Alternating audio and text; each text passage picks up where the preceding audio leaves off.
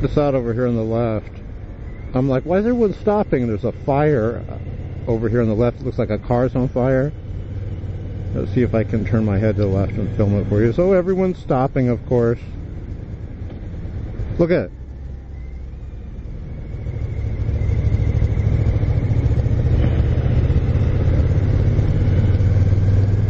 Wow.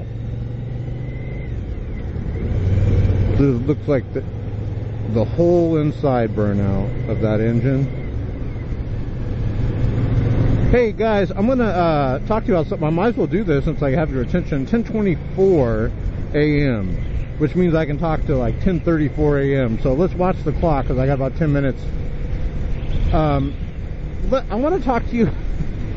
I want to talk to you about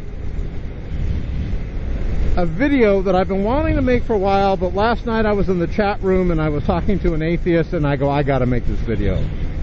The title of this video, besides the fire that you just saw on the freeway, is Faith in Nothing. Like, in other words, you would have faith, but you have faith in nothing. You have faith in like thin air.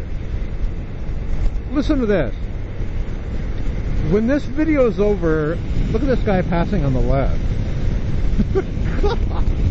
I tell you, it's the mean, I'm passing all the traffic. How fast does he want me to go? It says 77 miles per hour. He must be going like, what do you think, 85?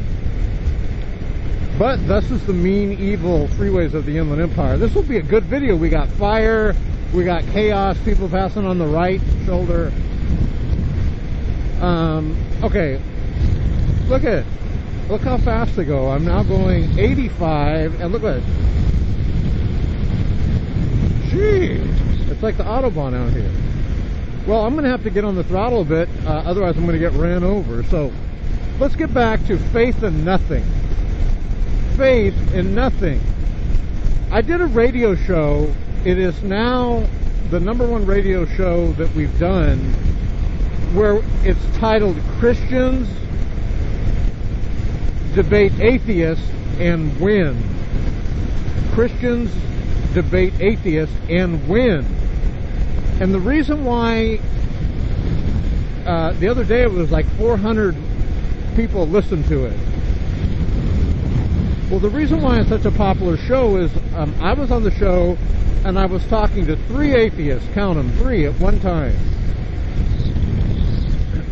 And I asked the atheist some questions. I said, let's say you and I went to a table and we sat down at the table and I had to prove Christianity is correct and you had to prove atheism is correct, and all I had to bring was the Bible, full of eyewitness accounts, historic evidence. I could bring more, but I'll make it easy on them. I'll just bring that, and I plunk it down on the table. And then I asked the atheist, what proof or evidence would you bring that atheism is accurate and correct? And all I heard was stuttering. And they had no proof or evidence. So then, this leads me to my faith in nothing comment. So then I said, well, would you agree then that there is no proof or evidence at all that would lead someone to believe that atheism is accurate or correct, since they have supplied none? And no atheist ever has, by the way. You can listen to the show. There's many atheists that call in. They never can prove that they're correct. They lack evidence, facts, data. Look, atheists, I want cold, hard facts. I want evidence that atheism is correct. Yet the atheists on the radio show failed on live radio to produce any evidence or data to the fact. Yet I did. At least I brought something to the table. Something always trumps nothing. And what happens is, I then asked them, well, heck, are you guys ready for a shocker? Atheism is a 100% faith. And I said, well, it's 100% faith in you. And they disagreed. Well, no. And then one of the atheists, I actually had his own voice on audio, which I played back on the air. I go, is that not you admitting that it's faith? And he admitted, yeah, it is. So last night I'm in the chat room and this atheist comes in and we had a good talk. There was other people in the chat room and I asked him what proof or evidence could he provide me that atheism is correct? Why should I believe atheism is true and correct? And he failed miserably. No offense if you're listening to this, my friend, but you did fail miserably because you didn't even supply anything. So one of the people in the chat room said, well, and I go, oh my gosh, that is such a good quote. They said, well, really, atheism is faith in nothing. Because they say they don't believe anything, but yet they have to have faith because there's no evidence to prove that they're correct. Nothing that would lead them to that decision. Nothing they could provide. And one of the people in the chat room said, you know, Shock, it's faith in nothing. Think about it. It's madness to have faith in nothing. It doesn't get any more nuts than that. It was craziness. So then I asked, now let's get into some more craziness. Because I wanted to show this guy that seemed like a nice guy. He's an atheist. He's in the chat room. I wanted to show him the madness of atheism. And I said, well, why is it you don't believe in absolutes? And I said, was Hitler evil?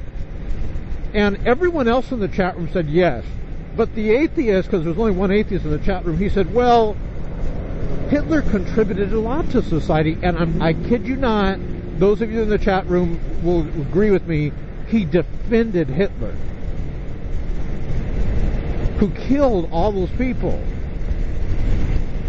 And I told the guy, I go, you see what's happened? I go, it's madness. It's got you now where you're defending Hitler. And then I go, let me show you some other madness. And I said about the moral absolutes, I go, do you believe in good and evil? No. I don't believe in good and evil. Do you believe you've ever sinned? No. I ask everyone else in the room, do you guys believe you sinned? Yeah, we've sinned. But now the pièce de résistance.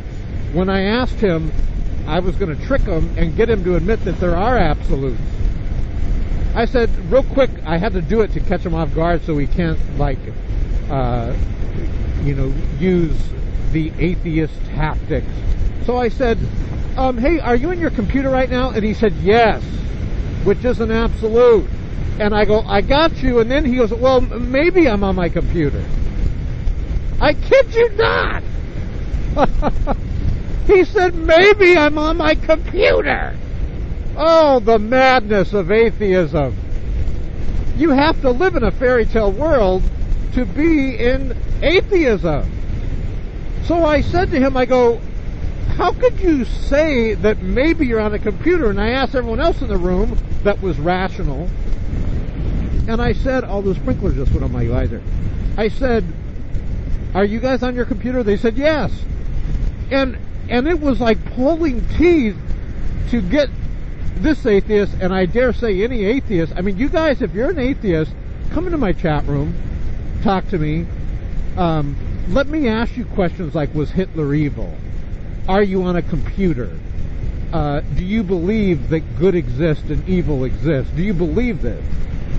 But the part where this atheist was shocked when I said, what if I could actually play you audio of Dawkins saying that God exists